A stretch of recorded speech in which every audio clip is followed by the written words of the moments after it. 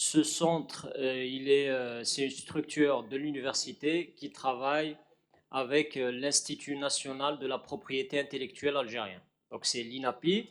Nous, on sera chargé d'accompagner une certaine catégorie d'étudiants porteurs de projets qui ont des produits, des procédés innovants à breveter et à protéger. Il faut savoir que quand on se lance dans le domaine entrepreneurial, avoir une entreprise, c'est avoir un produit, avoir une marque qu'on doit protéger pour éviter qu'on soit copié, tout simplement. Donc, le CATI va intervenir en aval. Il y a 2 ou 3 formations que je vais gérer moi-même avec l'incubateur et CDE. Voilà. Je vous rends la parole. Merci, professeur. Donc, je pense que les dépôts de brevets vont se faire selon d'ailleurs les projets. Selon les projets. Selon les projets, soit vers l'INAPI, donc l'Institut national, voilà, soit c'est le droit d'auteur vers l'ONDA. Ok, voilà. Merci. Voilà, juste pour précision. J'invite les présents à poser leurs questions, enseignants ou étudiants. C'est à travers ça qu'on va... Oui, allez-y. Tu l'as fait, frère.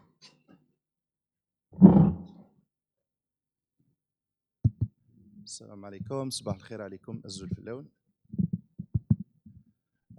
D'abord, je vous remercie pour cette séance explicative au profit de nos chers étudiants pour les encourager au projet d'entreprise.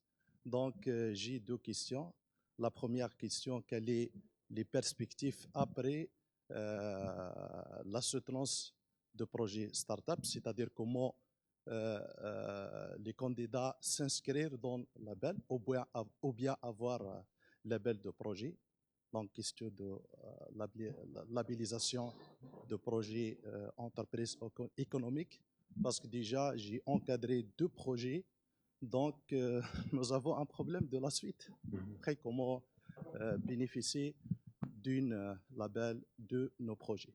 Deuxième question, étant donné que je m'excuse parce que je ne me présente pas, c'est M. Bendebili, c'est M. Bendebili, chef de département de communication, enseignant-chercheur. Donc, ma deuxième question, purement administrative. Il y avait des étudiants qui sont inscrits au projet Startup et après, ils n'arrivent pas à soutenir leur projet. Ils ont dépassé les dates administratives pour nos délibérations pédagogiques. C'est-à-dire, même s'il y aura une occasion pour soutenir plus tard, mais nous avons déjà délibéré et faire toutes les procédures pour les PV additifs. Donc, c'est compliqué quand même. Est-ce qu'il y a une chance pour garder le projet au titre de cette année, afin que l'étudiant continue son projet, finaliser et soutenir dans cette année en cours, ou bien c'est bon, le projet adhérera. Merci beaucoup. Merci beaucoup, M. Bendebili. Pour la première question, c'est quoi la suite après la soutenance? Sachez qu'au sein de l'incubateur, même actuellement, on les prépare à déposer le label projet innovant. Notre incubateur déjà a été labellisé récemment. À travers le groupe WhatsApp avec qui on travaille, avec l'ensemble des étudiants, on a déjà fait 2 sessions de formation sur les modalités de labellisation projet innovant. Parce que là, mes collègues de CDE, ils ont parlé de financement par rapport au CDE, c'est la NASDA, il y a une commission CSVF, c'est le financement classique à la hauteur de 10 millions de dinars, les banques classiques. Pour les startups, bien sûr, les projets orientés en startup, ils peuvent bénéficier aussi de ce financement. Mais il y a un autre financement qui n'est pas limité. Même récemment, la tutelle avec le ministère des Finances, ils ont choisi 200 projets financer leur prototype à hauteur de 200 millions de centimes. Bien sûr, il y a un classement et tout, mais il faut déjà présenter des projets labellisés.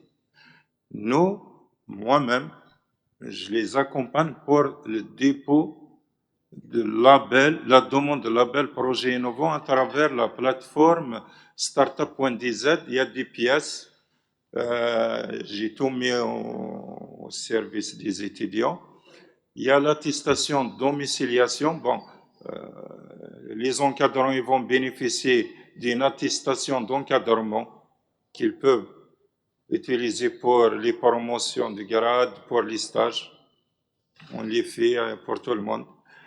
Il y a des attestations de domiciliation de projets au sein de l'incubateur. C'est une pièce maîtresse que le projet est accompagné, suivi par l'incubateur. Après, il y a d'autres pièces à présenter. Il y a une diapo de 9 slides, une présentation de 9 slides pour convaincre efficacement. Il y a toutes les manières de présenter son projet pour avoir le label. À part le label, s'il a le label, ça veut dire déjà il peut postuler pour le financement auprès de l'ASF. Mais nous, ici à l'université, nos anciens étudiants, ils peuvent être accompagnés pour concrétiser son projet de 9 mois jusqu'à 18. C'est-à-dire déjà, on a même les étudiants de 2023, on a ceux de 2024, on a 2025. Les projets, les porteurs de projets, parce que là, on parle de projets d'investissement. C'est-à-dire qu'il n'y a pas d'encadrement, ils ont soutenu. Après, les porteurs de projets nés qui souhaitent continuer, ils sont les bienvenus à l'incubateur. Ils peuvent bénéficier de l'espace de coworking, l'espace de prototypage pour améliorer leur prototype. Pour la soutenance, on a dit que le prototype, c'est une version bêta, c'est comme le BMC. Il n'est pas figé. On peut le changer à chaque fois. Le prototype, on peut l'améliorer. Mais pour la soutenance, là, je reviens à votre deuxième question. L'étudiant, il peut se tenir avec un prototype, c'est une conception. C'est pas, on utilise par exemple, j'ai des étudiants que j'encadre en architecture, c'est pas des informaticiens. Pour l'application, on l'a fait avec Figma. C'est une illustration à quoi elle devrait ressembler l'application. C'est une illustration. Le domaine électronique, bon, 99%, on a les prototypes, c'est des robots intelligents et tout, beaucoup, on a une quinzaine de projets comme ça, mais certains avec des schémas d'illustration. À quoi ressemble avec le dimensionnement, bien sûr. Vous faites une voiture électrique intelligente et tout, mais vont donner, il faut le schéma de réalisation, les composants, les vrais composants à utiliser. C'est-à-dire, vous n'avez pas encore accédé à ces équipements qui coûtent cher et en même temps, ce n'est pas ça uniquement. Des fois, c'est indisponible. On sollicite plusieurs fournisseurs. Malheureusement, l'importation et tout, on sait tous que certaines choses, il y a des autorisations, l'indisponibilité et tout. On accepte, puisqu'il était dit après soutenance, il a jusqu'à 18 mois pour concrétiser son prototype réel. Il peut se tenir avec un schéma d'illustration, avec des représentations, une simulation. Modéliser, simuler, voilà à quoi il devrait ressembler. Mais votre étudiante, je pense, M. Bay m'a avisé, on l'accepte pour cette future promotion. NARS, vous pouvez, avec des explications, on l'autorise jusqu'au 31 décembre, puisqu'il y a la correspondance du ministre. Après, on sait que c'est un casse-tête ici à l'université, surtout pour la pédagogie, les vice-doyens chargés de la pédagogie, les chefs de département pour les délibérations, mais il y a une note ministérielle qui l'autorise, c'est-à-dire à travers des PV additifs, on peut la rajouter. Mais l'étudiant, il faut qu'il sache qu'on est là pour le protéger. Votre avenir, il est assuré, on ne le met jamais en danger, on vous protège du mieux qu'on peut. Mais à une condition, il faut assister, il faut être assidu, il faut être présent et il faut travailler. Après, là, on vous protège. On vous donne toujours des issues pour vous protéger. Là, c'est le cas avec l'étudiante, elle peut aller jusqu'au 31. Il faut nous envoyer juste un justificatif et qu'elle va terminer jusqu'au 31. Après, avec un PV additif, c'est pour récupérer l'étudiant. Il y a 2 ans de ça, nous, on a toujours accepté les étudiants étrangers. J'ai pris contact avec les décideurs au niveau du ministère, ils m'ont autorisé, on les a pris. Après, ils l'ont intégré, le 008. En même temps, certaines écoles, ils ont une dérogation jusqu'au 2 février, fin février, pour se tenir. Mais c'est des cas extrêmes, mais on ne met jamais l'avenir de l'étudiant en danger. Merci.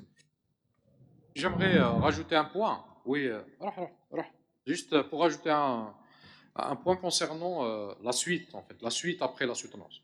Il y a le challenge Proto Market qui a été lancé, la première version du challenge a fait ressortir 96 projets au niveau national pour qu'ils soient financés à hauteur d'1 million jusqu'à 2 millions de dinars. Ça veut dire quoi? Les porteurs de projets, les startups déjà soutenus avec leurs prototypes, ils peuvent donc participer au challenge et ils peuvent être sélectionnés pour qu'ils soient financés, notamment dans la phase d'amorçage. Pour la première session et Proto Market, ils se sont basés notamment sur les projets labellisés, sur le labellisé projet innovant, projet startup. C'est ça.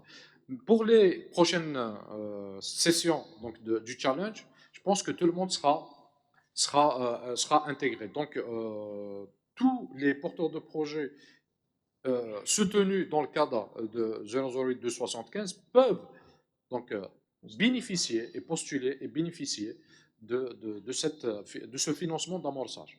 Notamment parce qu'on a remarqué que le problème vient justement a posteriori, c'est-à-dire après la soutenance, notamment dans la phase de prototypage. Comment amener le prototype 0, bêta comme l'a souligné M. Laifaoui, à un MVP, un produit minimum viable et un produit commercialisable. Donc cette partie-là sera prise en charge dans le cadre du challenge Proto Market. Et donc on a réglé quand même un petit souci concernant le financement. Et merci. À vous. Bonjour à tous. Sincèrement, je suis très impressionnée par le nombre de présences des étudiants. Je tiens à féliciter. Et je vous félicite également pour tous les éclaircissements que vous avez apportés. Moi, ma question, je suis docteur Alilette. J'interviens dans le département des sciences économiques, des sciences commerciales, pardon, la faculté des sciences économiques, commerciales et sciences de gestion. Et je suis également formatrice au niveau de l'incubateur. Alors, ma question s'oriente, peut-être, je ne sais pas qui pourrait répondre, mais des fois, on a des étudiants qui ressentent une petite crainte dans le sens où ils hésitent à s'inscrire ou à soumettre leur projet. Disons que peut-être ils vont pas rentrer dans les délais et ils vont rater à la fois le délai pour faire un mémoire classique et peut-être que leur projet ne sera pas retenu dans le cadre que ce soit de l'incubateur ou du CDE et donc ils ressentent une petite crainte et dès le départ ils abandonnent l'idée de soumettre leur projet et ils choisissent directement de faire un mémoire classique. Donc est-ce que vous pouvez les rassurer par rapport à ça en disant que peut-être soit tous les projets qui seront réceptionnés dans le cadre de la plateforme soit ils seront pris dans le cadre de l'incubateur ou bien orientés vers le CDE, mais en aucun cas, ces étudiants se retrouveront perdus, à la fois n'ont pas pu faire leur mémoire classique et n'auront pas la possibilité de concrétiser leur projet. Donc, si c'est possible de les rassurer sur ça, parce que je pense qu'il y aura pas mal de questions relatives à ça. Merci. Merci, Madame Alilat. Docteur Alilat, elle est membre de l'incubateur, elle est formatrice. Je pense que vous avez pris le volet marketing. Plan de production. Marketing, c'est Madame Saïd. D'accord. Merci pour votre question. Là, je vais vous donner directement des statistiques. Première année 2023, on a 31 projets. 31 inscrits, 31 projets. Ils ont tous soutenu. La deuxième année, c'est 67. 67 projets, mais les étudiants, ils peuvent aller jusqu'à 300. Ils ont tous soutenu, 67. Cette année, après, c'était 88. Cette année, Inch'Allah, on aura plus, mais tout le monde soutient. Les soutenances, ça commence à partir du début juin jusqu'au 10 juillet. Vous pouvez déposer déjà le début juin. Après, il y a une autre session le 10 septembre jusqu'au 15 novembre. Mais on autorise certains cas avec l'engagement, avec un justificatif de l'équipe d'encadrement pour leur prolonger jusqu'au 31. Mais on sait que la première année, c'était flou, l'incubateur, il n'y a que moi avec un PC et une imprimante. La deuxième année, pareil. Mais heureusement, cette année, il y a l'incubateur en place, il y a la structure, il y a les locaux, il y a le matériel, il y a l'équipe. On va rajouter d'autres formateurs. C'est donc pour le bien des étudiants. Et en même temps, nos responsables, ça y est, les responsables pédagogiques, soit des départements, soit les facultés, il y a M. Bay qui nous aide beaucoup, le vice-recteur chargé de la pédagogie qu'on salue ici, M. Jdaran, Mme Belhoussine, M. Saadin, les 4 vice-recteurs, il y a le secrétaire général, il y a l'implication du premier responsable de l'université, M. Benyaïch, professeur Benyaïch. Là, on est dans un écosystème où tout le monde travaille ensemble, on est étroitement dans l'intérêt de l'étudiant. L'étudiant, il faut qu'il sache qu'il est entre de bonnes mains. On ne met jamais sa carrière en danger. On le protège, on le pousse bien sûr à acquérir d'autres compétences puisque vous allez avoir ces formations, si elles sont dispensées en dehors de l'université, ça coûte énormément. Mais vous allez bénéficier au sein de l'incubateur de 7 volets de formation différentes sur beaucoup d'aspects. Il y a plusieurs formateurs, plusieurs compétences, c'est des professeurs, c'est des maîtres de conférences, c'est des enseignants formateurs. Moi-même, je suis dans le domaine génie électrique, mais je suis certifié formateur par plusieurs organismes internationaux, Floride, l'Union européenne, le BET. Vous aurez un accompagnement de qualité, on s'améliore d'une année à une année. On est là pour travailler ensemble, mais il y a une suite après la soutenance. Il y a un accompagnement durant le processus de préparation de mémoire. On vous prépare à mieux confectionner dans plusieurs étapes. On est en lien direct avec les encadrants, avec nous, avec les formateurs. Bien sûr, il faut être présent.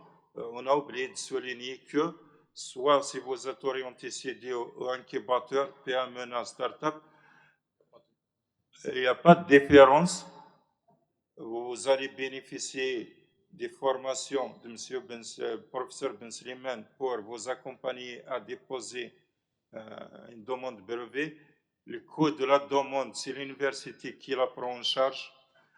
Le label, c'est nous qui vous prend en charge aussi pour la demande de label. Là, on prépare une opération de labelliser au moins 60% des projets des années Garden de Wahid cette année. Il ne faut pas écouter les derniers barras et tout. Il faut ramener l'information de la source officielle, soit le site de l'université, soit la messagerie professionnelle, les médias, officiels, la radio Sommam, la radio algérienne. C'est là qu'il faut prendre l'information. Mais il ne faut pas écouter. C'est possible, il y a quelqu'un mal informé, intentionnellement, il fait exprès, il vous perturbe. Mais il y a une chose, c'est les chiffres qui parlent. Tout le monde a soutenu, tout le monde a ses diplômes, et les attestations de suivi de formation, les attestations de domiciliation. Après, pour la concrétisation de votre projet, ça vous concerne. Mais l'humanité dit on a un projet n'a pas été concrétisé. C'est la volonté du porteur du projet d'aller le concrétiser. Là, on ne peut pas le forcer à le concrétiser, à lui demander un registre de commerce, il va aller vers ça.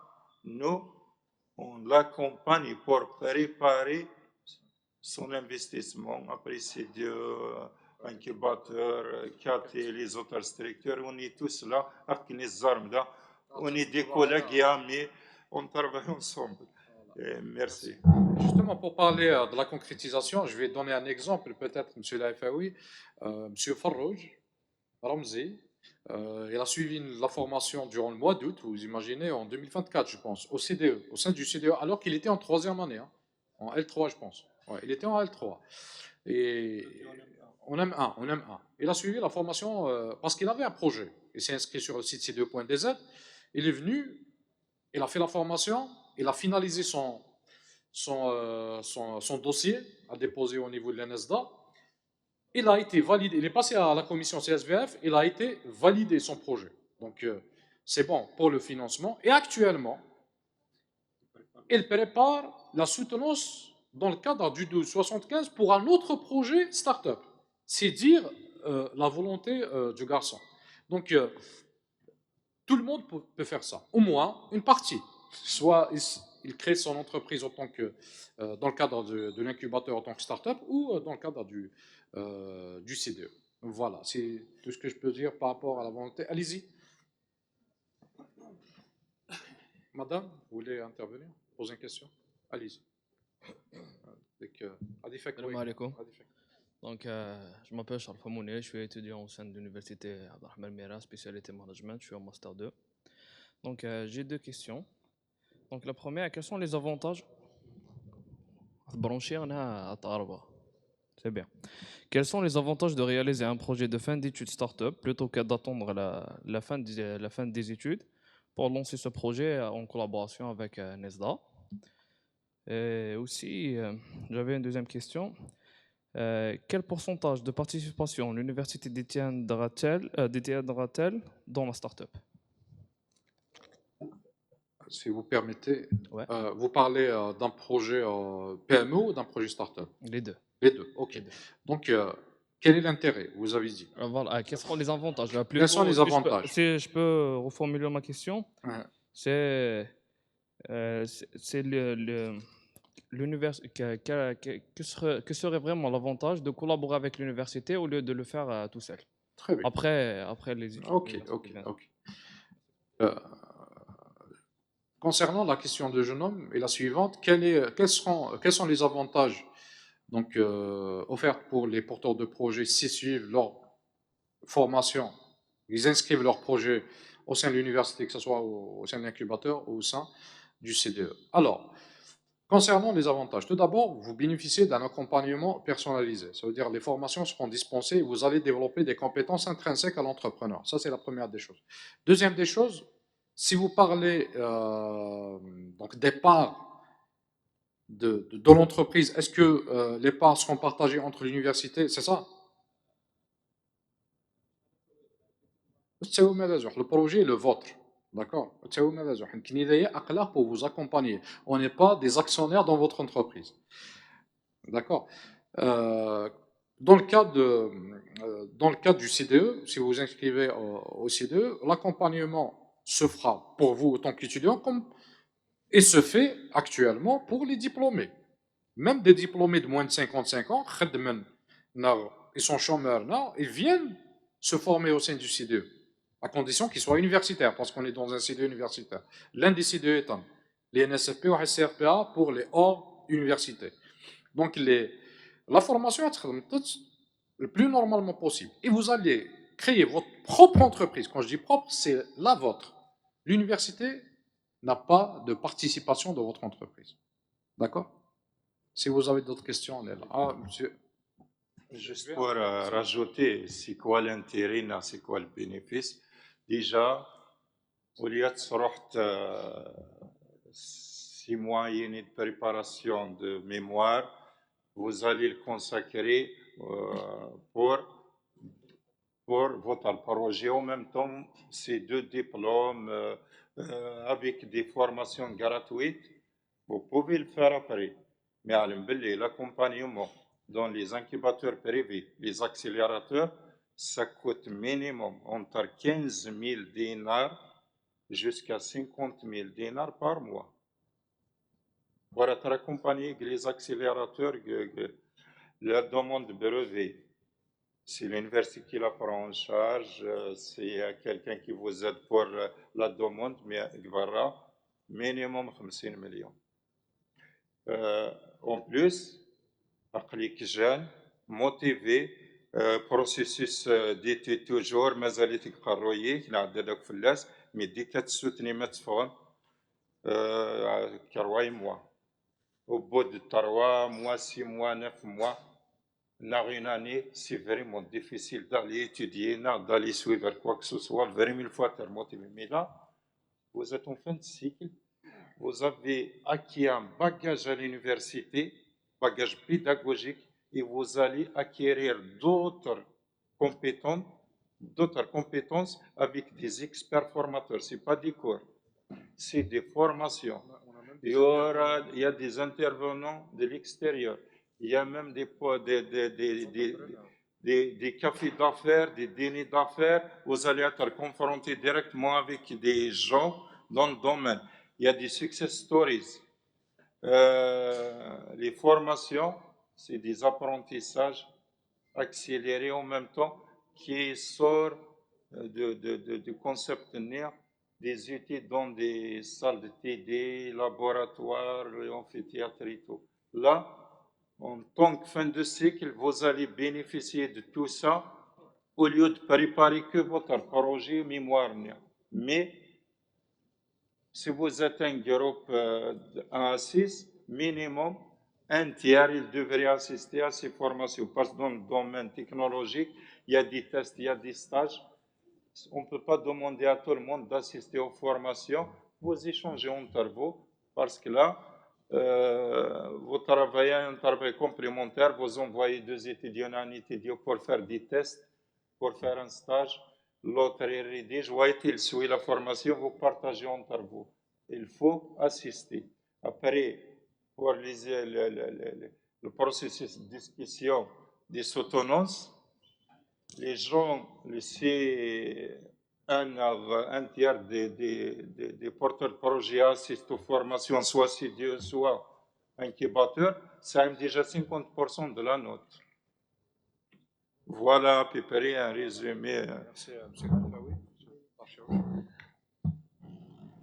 Donc, si on veut parler sur les avantages d'inscription sur ça, donc le premier avantage, c'est que, il faut savoir une chose, c'est que dans le cadre de l'ANASDA, pour en bénéficier de l'accompagnement et du financement de l'ANASDA, c'est une formation obligatoire. C'est-à-dire, le financement, il est subordonné à la formation.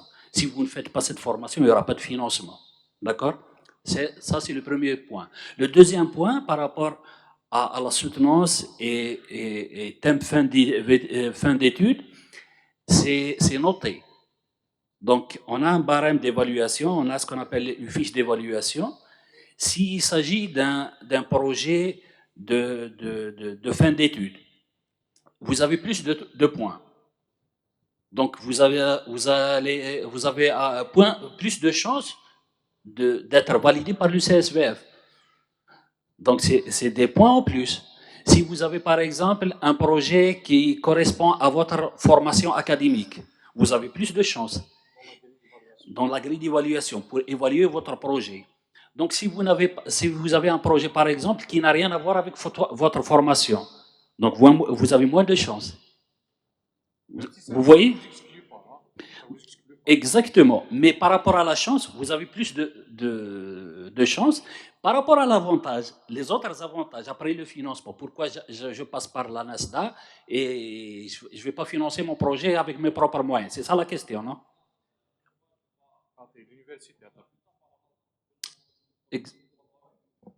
Donc, par rapport aux avantages dans le cadre de l'université, je vous ai répondu normalement. Très bien, ça. Voilà.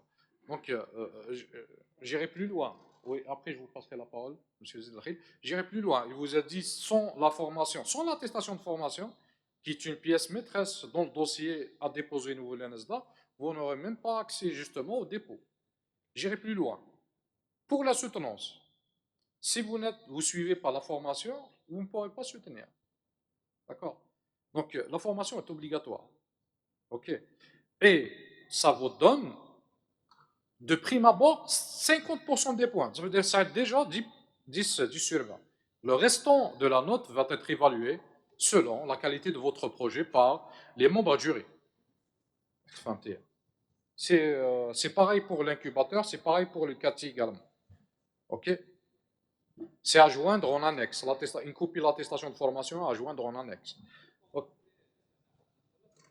OK, c'est l'arabe, يا زلمة تصدقت معليش.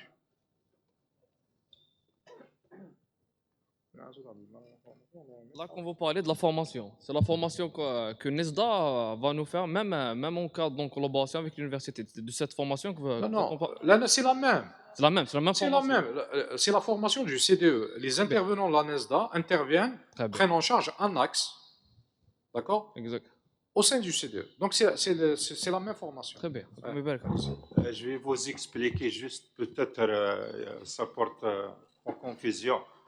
Une fois vous êtes inscrit sur le lien, il y a une commission de traitement des projets, commission technique, on va traiter. Après, on va vous réunir, on va vous envoyer, on va vous contacter, on va vous réunir. On va vous demander de nous envoyer une fiche signalétique du projet et en même temps, l'engagement de nous, c'est une fiche d'inscription. C'est bon, on fait notre réunion, la cellule d'orientation, on va orienter les projets. Une fois on oriente les projets, on vous affiche les groupes. Il y a des groupes qui vont suivre les formations de l'incubateur. Il y a des étudiants qui vont suivre les formations de CDE. Mais après, M. Ben Slimane, notre formation, les gens qui ont quelque chose à breveter, il va identifier la potentialité en même temps, il va vous orienter parce que vous êtes au début, il va vous donner quelques éléments, il va vous préparer. Après mois de juin, fin mois de juillet, début septembre, vous avez votre produit, vous avez quelque chose de concret et vous préparez la demande. Pareil pour le label.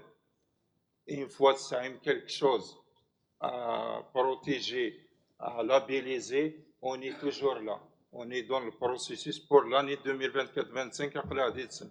Mais on va vous afficher les groupes, le nom, prénom des étudiants qui vont suivre les formations, soit CD, soit incubateur. Mais, vous êtes un groupe de Tarwa, au moins au anglais, Tarwa, mais suis obligé de la même personne.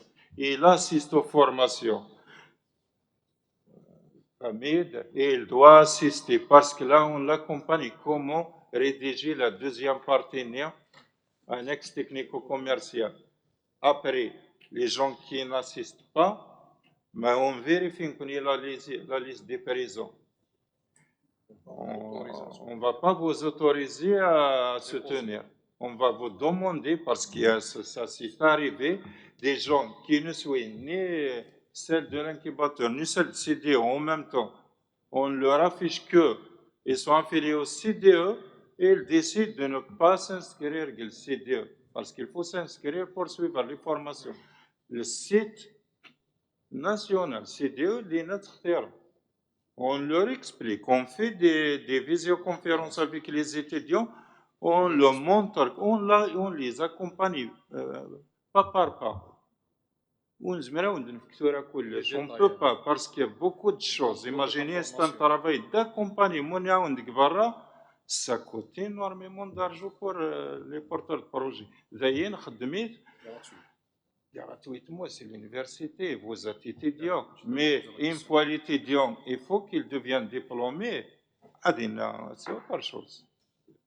Oui. Bonjour, merci Juste, pour juste les... un point. Est-ce Hein? que tout le monde a scanné le QR code et s'est inscrit? Tout le monde l'a fait?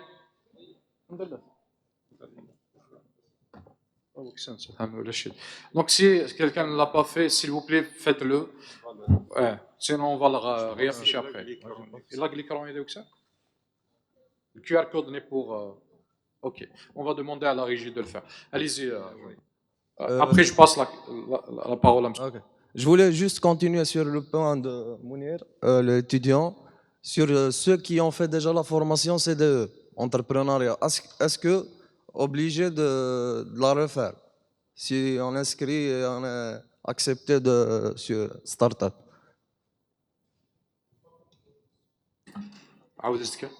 Ceux qui ont fait déjà la formation CDE. CDE, oui. Oui. Est-ce que obligé de la refaire? Si vous êtes affilié PME? Non. Par contre, si vous êtes affilié, plutôt orienté start-up, oui, vous devez intégrer l'incubateur. Oui, parce que ce n'est pas les mêmes formations. Ah ouais? Bien sûr. Ok. D'accord? Bah, selon votre orientation, vous découvrirez tout ça dès qu'on fera la sélection. Merci. D'accord? Merci pour Je vous en prie.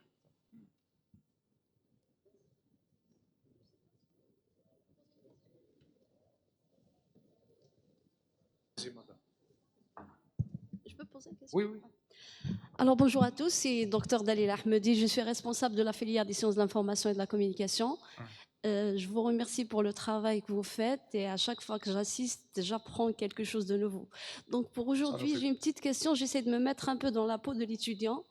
Et j'ai une petite question à poser sur l'inscription de départ. On a reçu des mails pour soumettre, ce soit comme encadrant ou étudiant, le travail.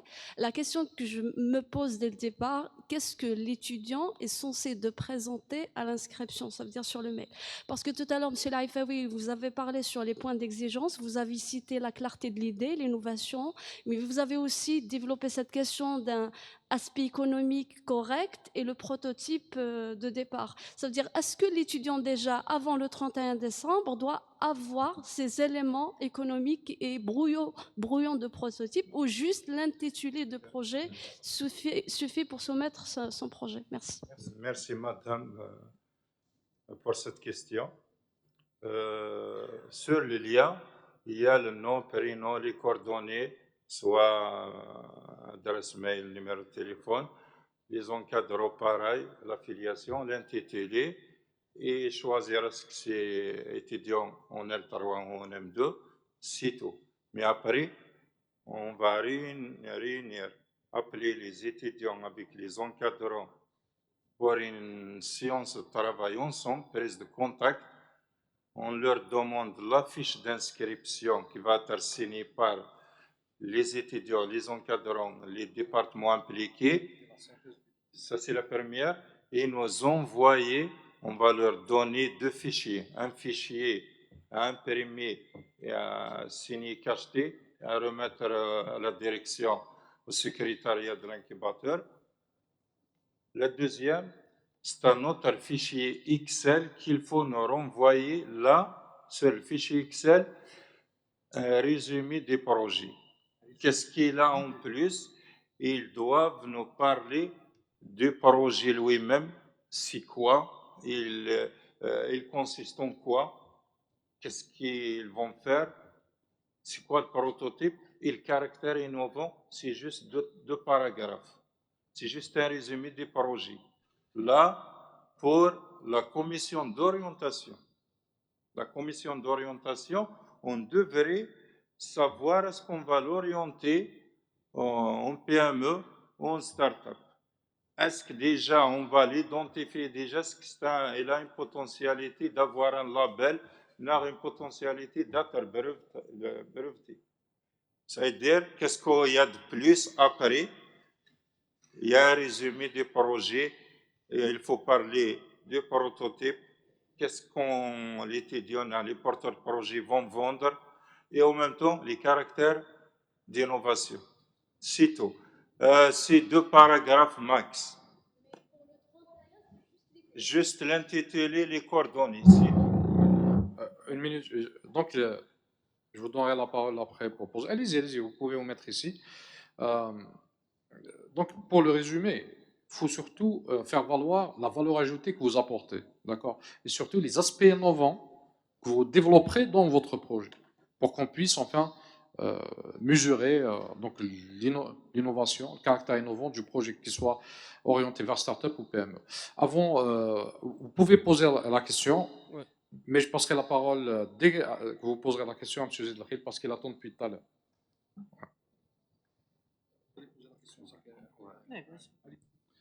D'accord, merci beaucoup. Donc, bonjour à toutes et à tous. C'est Dr Araïbe Mohamed Karim, adjoint chef département chargé de la PGR au niveau du département des SIC. Ma question, c'est par rapport aux encadrants.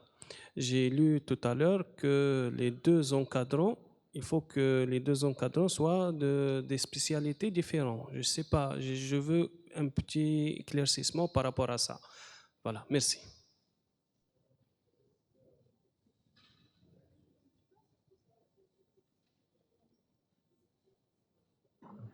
Juste pour l'équipe d'encadrement, il y a l'arrêté NI 75 le 27 septembre 2022, il y a le nouveau 008 le 23 février 2025. Après, il y a une autre correspondance, comment l'application de ces 2 arrêtés. Après, pour l'équipe d'encadrement, pour l'équipe de travail étudiant A6, tous les départements peuvent être jusqu'à A6 issus de plusieurs départements, plusieurs facultés.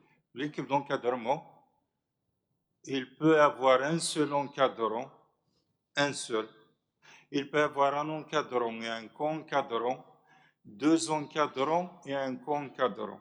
C'est selon la complexité du projet.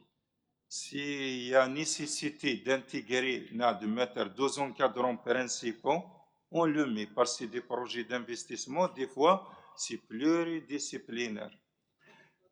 Le 3e, ils peuvent être de même département, même spécialité. Les deux encadrants principaux, mais le 3e qui est le co-encadrant en dehors des 2 autres. Les 2 premiers, ils peuvent être du même département, on a des départements différents, facultés différentes. Ils peuvent être les mêmes. Le 3e, c'est une condition. Il ne faut pas dire du même département des 2 autres, parce que c'est des amitiés, des affinités, il faut qu'il apporte quelque chose en même temps.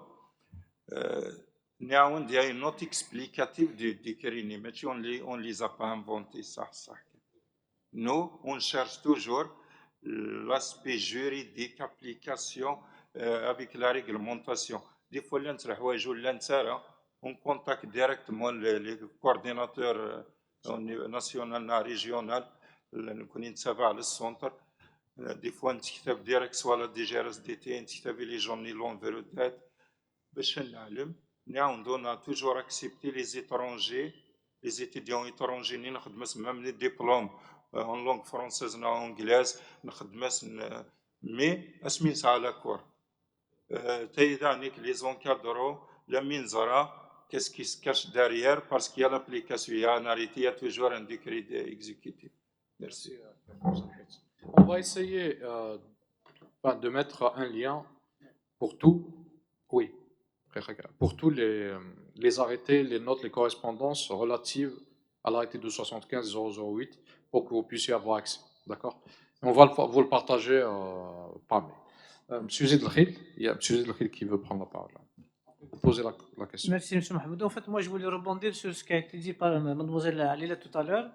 En fait, si vous vous inscrivez dans cette logique entrepreneuriale, ce n'est pas un piège. Hein. Si vous avez une idée que vous voulez faire valoir, c'est intéressant. Si vous n'avez pas d'idée, disons, intéressante, vous pouvez la faire mûrir durant cette formation-là. Vous allez soutenir, et je ne dirais pas la note de soutenance, parce que sinon ça va pousser tout le monde à soutenir en 2,75. La note de soutenance, elle est nettement meilleure, nettement intéressante qu'un mémoire traditionnel. En même temps, nous, en tant qu'équipe de formation, et même nos camarades de la NESDA, si votre projet n'est pas encore, bon, il est soutenable, vous allez devoir soutenir, d'accord? Vous avez le temps de le maturer. Ça ne veut pas dire que vous soutenez directement, vous allez au financement à la NESDA. Vous allez le maturer, et nous, et nos camarades de la NESDA notamment, ils vont juger de la pertinence, de la maturité de votre projet. C'est-à-dire, on ne va pas vous lancer directement dans cette aventure. Il faut que ça soit réfléchi. Très bien. Il y a une phase d'accompagnement.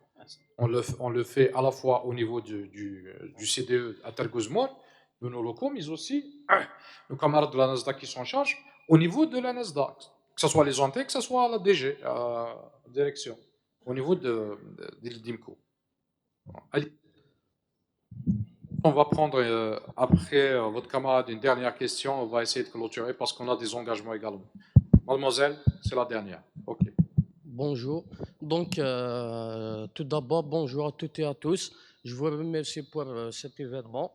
Donc, je me présente tout d'abord. Je suis étudiant en M2 entrepreneuriat. Donc, j'ai une question directement pour vous, Monsieur Laïfaoui. En tant que porteur de projet, est-ce que vous pouvez, plutôt depuis la création de cet incubateur au niveau de notre siège wilaya, est-ce que vous pouvez nous donner un cas réel qui a été réalisé au sein de cet incubateur? Et merci. Merci pour votre question. D'ailleurs, les prochaines sessions, on va les ramener, ces étudiants porteurs de projets qui ont concrétisé. On a à peu près 7 qui sont restés en lien avec l'incubateur pour concrétiser. On a déjà accompagné des startups. Il y a un cabinet orthophoniste. Il y a quelqu'un dans l'urbanisme. Il y a en mécanique. Il y a à peu près 7 qui sont restés avec nous. Et en même temps, on est en contact puisqu'ils sont en train de s'agrandir. Ils ont eu des financements. Il y a des Kérinons qui ont utilisé leur propre fonds, autofinancement, parce que cette histoire de financement par l'ASF, vous allez négocier avec des bailleurs privés.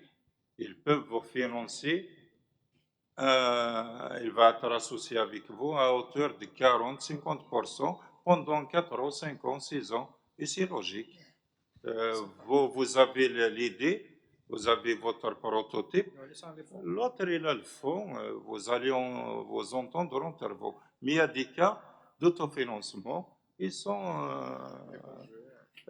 déjà en activité. Ils ont leur business, registre commerce.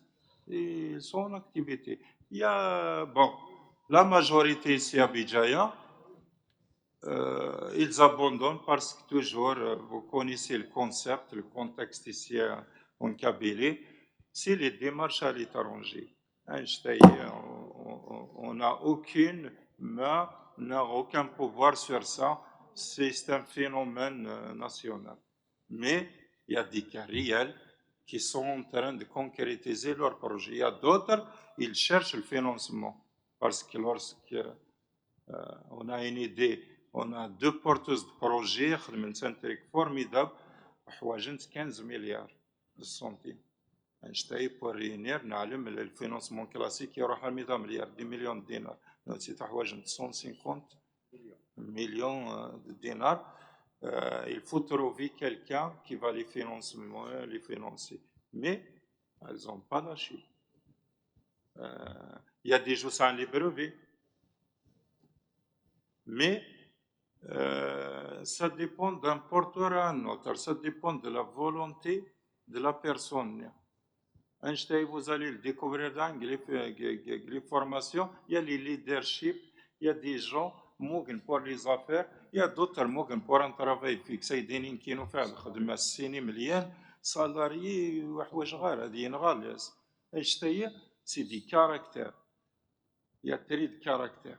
Einstein, mais il y a d'autres خاطئ. Heureusement داغن معلم باللي ما chaque ولاية à travers ce concept-là, l'arrêté de 75. Chaque ولاية chaque année s'offre de start-up, c'est des entreprises. Déjà, c'est énorme pour notre économie nationale. C'est la création de richesses. Nous avons 700 projets de FANOX, 700 entreprises. Merci, merci beaucoup, jeune homme, pour votre question. J'aimerais aussi dire aux étudiants, on n'est pas censé devenir entrepreneur du jour au lendemain, d'accord? Et puis les formations que vous allez suivre vont développer chez vous des compétences que vous n'avez pas peut-être pu avoir lors de vos cursus de formation. Donc, même si vous n'allez pas les exploiter pour créer votre propre entreprise, vous pouvez les faire valoir même en tant que salarié dans une entreprise, d'accord? Donc, le rôle des formations n'est pas de créer des entreprises, des entrepreneurs clés en main, à coup de financement, à coup de formation. C'est de développer le capital humain et surtout les compétences de l'apprenant. C'est ça le premier objectif des formations en entrepreneuriat. La demoiselle Edina posé la question. Ok, ça Salam alaikum, donc c'est Bonsoir Zina, étudiante en master de architecture. Donc j'ai deux questions. La première question, c'est en fait il y a une loi qui dit qu'un étudiant en architecture doit soutenir en monome. Donc est-ce que cette loi elle est appliquée sur les startups? C'est-à-dire il y a une loi il y a une loi qui dit qu'un étudiant en architecture il va soutenir en monome. Est-ce que c'est-à-dire oui, il doit soutenir en monome, c'est-à-dire wahdo. Oui. Et est-ce que c'est-à-dire deux étudiants de la même spécialité peuvent faire une start-up? Ça, c'est la première question. Et la deuxième, c'est que, selon ce que j'ai compris, c'est qu'il y aura une commission qui va orienter les idées des étudiants, soit vers une PME ou là vers Très bien. ADEC. J'aimerais savoir c'est quoi les critères, genre selon quoi ils seront orientés. Est-ce qu'il y a des critères précis ou là c'est selon l'idée ou là c'est... Ouais. Voilà, merci. D'accord, je vais répondre peut-être après, Monsieur l'AFEI va compléter la réponse. Donc, vous dites, il y a une loi, déjà j'aurais aimé connaître cette loi, la loi. Par contre, je vous renvoie, déjà, il y a l'arrêté 171 qui régit donc l'organisation des mémoires de fin du cycle et d'inscription. Deuxième chose, l'arrêté de 75 également permet aux étudiants de toute spécialité confondue s'inscrivant dans le cadre de 008 de 75 de se constituer en équipe entrepreneuriale de 1 à 6. Ou là, vous avez département d'architecture, d'accord? L'arrêté, c'est un arrêté ministériel qui a été signé, il est clair, il est net et précis. Vous pouvez vous constituer en équipe entrepreneuriale de 1 à 6.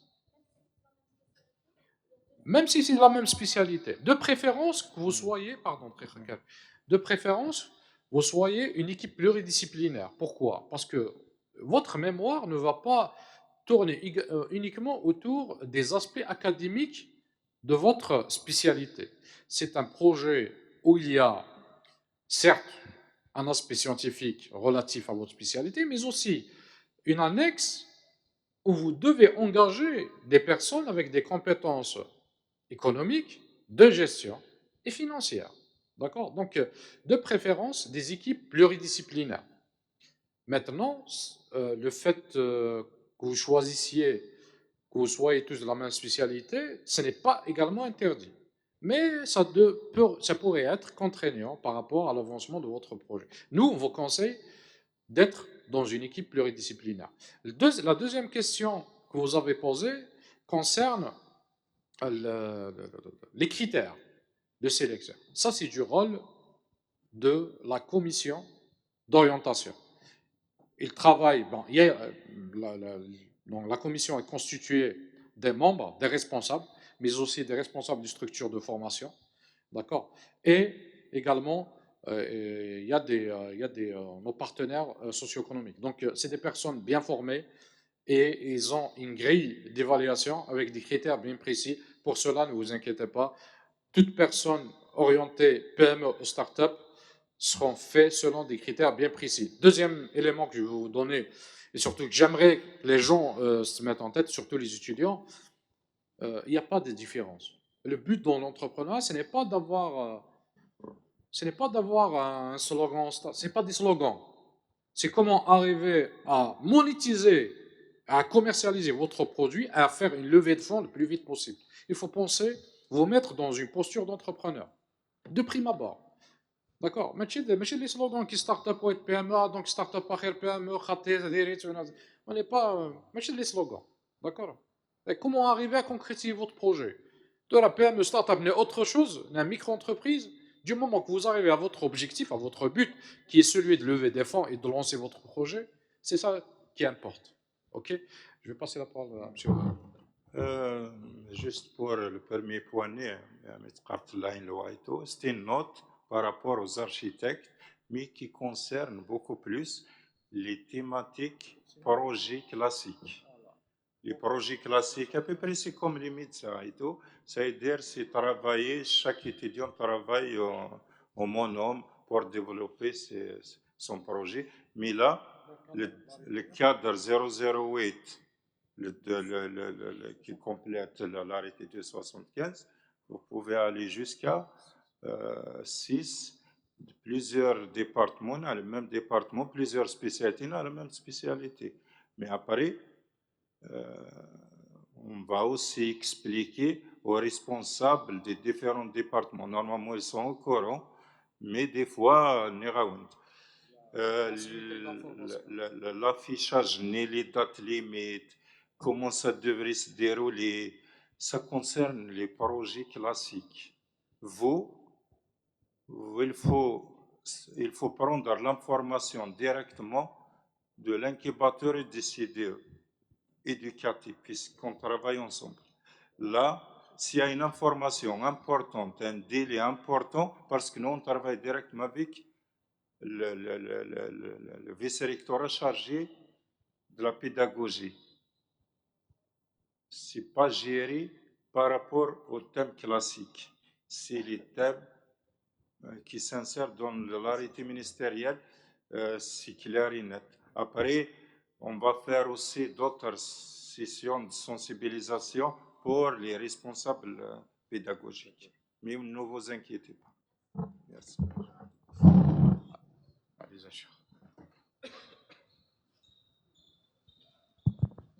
Salam alaikum. Bonjour tout le monde, bonjour monsieur le FAI, monsieur Musliman, bonjour à toute l'équipe. Donc tout d'abord, je tiens à vous remercier pour votre présentation et pour toutes les clarifications apportées, tout en bien sûr en vous souhaitant toute la réussite dans cette tâche qui est très très loin d'être une tâche aisée, facile. En tous les cas, je vous souhaite bien sûr de la réussir, Inch'Allah. Je ne me suis pas présenté, donc c'est monsieur Attab, donc enseignant au département d'architecture. J'avais justement cette confusion, j'allais poser pratiquement la même question, juste pour apporter une précision. En fait, il ne s'agit pas d'une loi, d'un arrêté, c'est juste une note. Donc, l'offre de formation, elle date de... Pardon? Non, en fait, je vais vous expliquer. Oui, j'aimerais bien l'offre de formation qui est en vigueur en ce moment, qui a été faite donc, en 2017, l'harmonisation des masters, etc., dans le cadre d'un travail de recherche donc, en mémoire classique, il est orienté, il est pratiquement stipulé dans l'ordre de formation que tout étudiant donc, inscrit en architecture doit justement soutenir son mémoire de recherche classique en monome, donc en individuel. Ceci dit, ça date de 2017, actuellement avec bien sûr le 1275, voire même le 008. les choses ont changé. Puis justement, au niveau de notre département, il y a un peu quand même une confusion que nous tentons donc d'évacuer. Moi, personnellement, j'ai essayé de comprendre comment font les autres départements et j'ai appris qu'à Constantine, par exemple, à Constantine, ils ont autorisé les étudiants à travailler en monome, en binôme, voire en trinôme. Ils ont plafonné en trinôme, je ne sais pas pourquoi, je n'ai pas d'informations. Donc, pour les étudiants en architecture, pour l'école de Constantine, c'est une école d'architecture, donc ils ont autorisé les étudiants à aller jusqu'en trinôme, jusqu'à 3.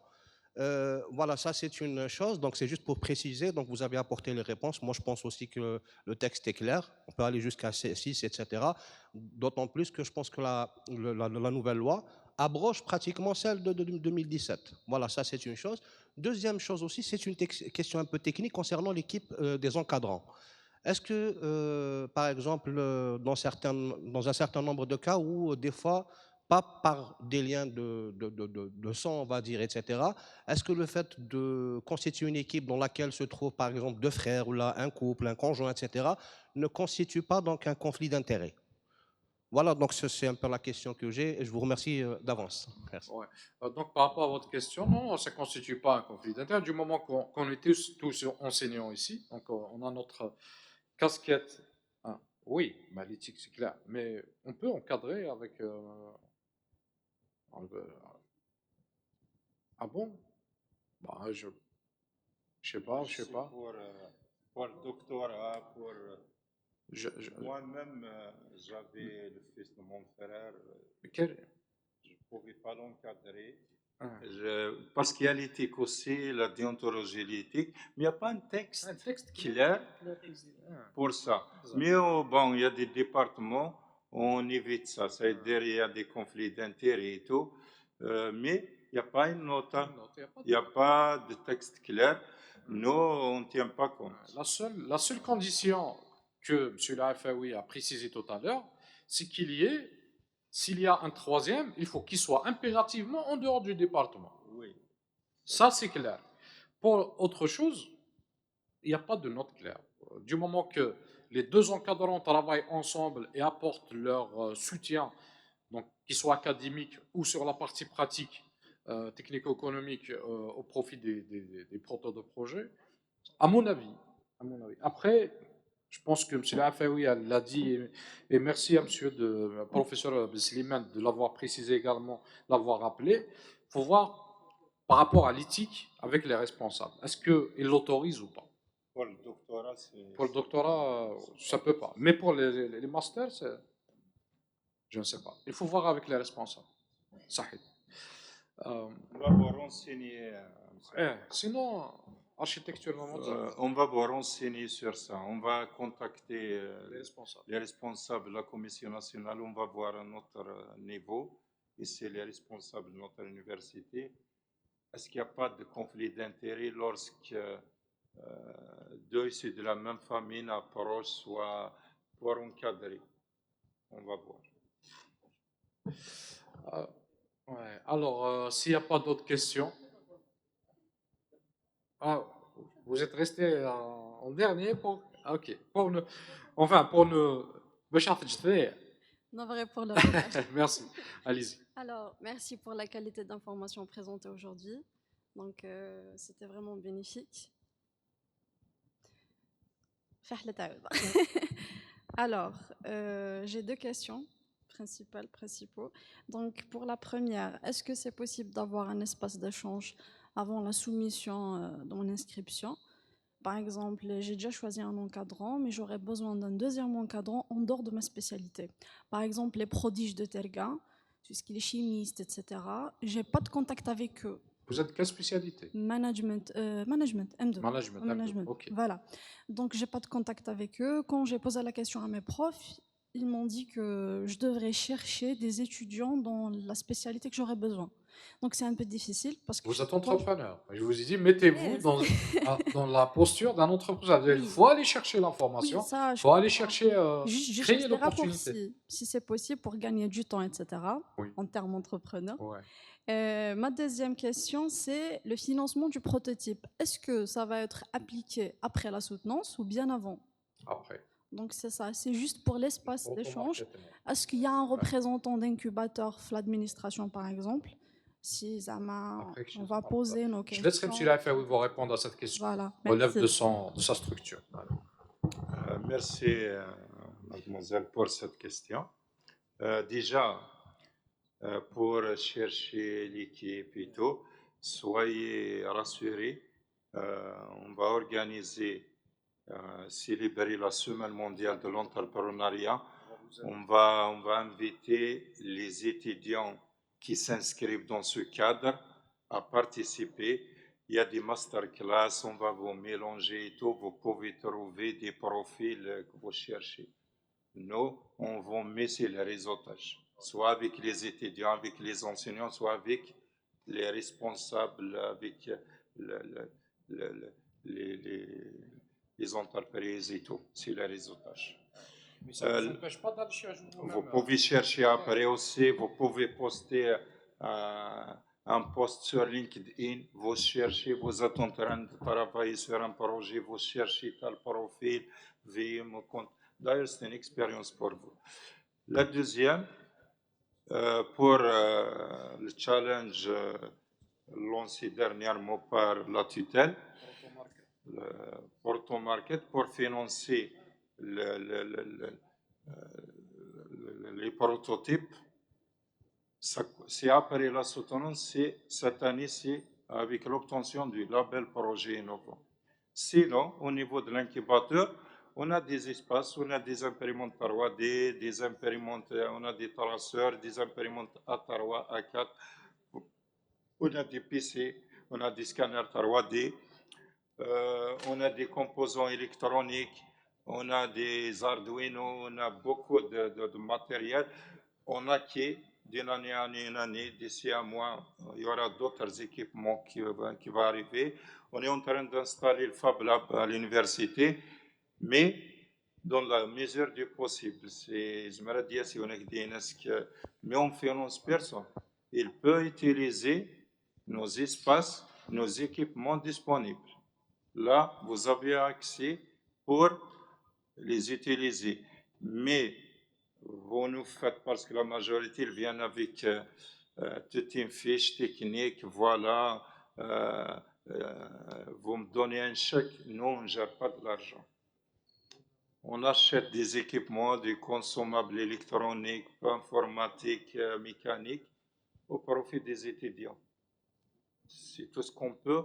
Après, il y a des gens même qui viennent avec, on a besoin de payer un informaticien pour nous développer une application. On ne peut pas. D'ailleurs, vous pouvez intégrer un informaticien qui va bénéficier de votre projet, il va vous aider à développer l'application. Mais c'est tout ce qu'on peut vous faire. Les échanges avec eux, ça va vous rapprocher. Je vais vous tarder encore. Genre, par exemple, si j'ai déjà soumis mon inscription, après, durant le travail, dans la réalisation du projet, je vais découvrir que j'aurai besoin d'autres éléments. Est-ce que c'est possible de les rajouter au fur et à mesure? Ou là, une fois j'ai soumis mon inscription, c'est clôturé? Non, ça ne se passe pas comme ça. Ah. Il y a des périodes où on va élaborer des fiches techniques pour le service, pour le personnel. Ils vont faire des offres, appels d'offres. Il y a des fournisseurs. C'est un processus qui prend presque 7, 8 mois, 9 mois. C'est-à-dire tout ce qu'on a fait au début de l'année, on n'a pas encore pu avoir ce qu'on a demandé. Et en même temps, même si on le demande, rien n'assure qu'on va l'avoir parce que c'est la disponibilité sur le marché, il faut avoir un fournisseur qui va l'acquérir. Mais après, nous, qu'est-ce qu'on fait? C'est-à-dire, tout ce qu'on a cette année, parce que les gens de l'année passée l'ont demandé. Oui, peut-être c'est les autres, ça se passe comme ça. Mais, vous pouvez utiliser qu'est-ce qu'on a comme équipement, comme espace. On va appeler les étudiants à s'organiser pour utiliser les espaces nés, les équipements. Mais on ne peut pas vous financer directement à acheter quelque chose, ça ne se passe pas comme ça. Les dépenses, ce n'est pas comme ça. Il y a un budget Il y a des fiches techniques qu'on va élaborer. On attend les appels d'offres, on attend les fournisseurs. Il y a une commission technique, il y a une commission d'exploitation, il y a des délais. C'est un processus, même moi, je ne le maîtrise pas. Qu'est-ce que je fais? C'est les fiches techniques que j'ai élaborées uniquement. Et ils font appel à moi pour signer que est-ce que le fournisseur il a honoré ou pas. Mais côté porteur de projet, ça a un budget, mais c'est pour les porteurs de projet qu'on se tenait après kiff kiff. C'est des fiches techniques qu'on demande. Après, on ne sait pas après. Mais le challenge nous on a M. Mahmoudi, à ce que ça y est, on a des délais. Ça base sur le label projet innovant. Il n'y a pas de souci. Bon courage, mademoiselle. Alors, je pense qu'on est arrivé au terme de cette session de sensibilisation autour de l'arrêté 008 modifiant en complétant l'arrêté 275. Je remercie tous les étudiants, tous les enseignants responsables qui sont venus tôt le matin pour assister à cette séance. J'espère qu'on a apporté quelques éclaircissements par rapport à vos questionnements. Je remercie également mes collègues ici présents, Dr. Laifaoui, Professeur Ben Slimane, M. Tarchaouch et Dr. Zid El-Khil, d'avoir pris part donc, à cet événement. Sans oublier de remercier les personnes qui sont à la régie, qui veillent à la retransmission en direct de cet événement. Et puis, sans oublier également les responsables qui ont mis à notre disposition cet édifice pour qu'on puisse interagir avec vous. Je vous remercie et à très bientôt, Inch'Allah.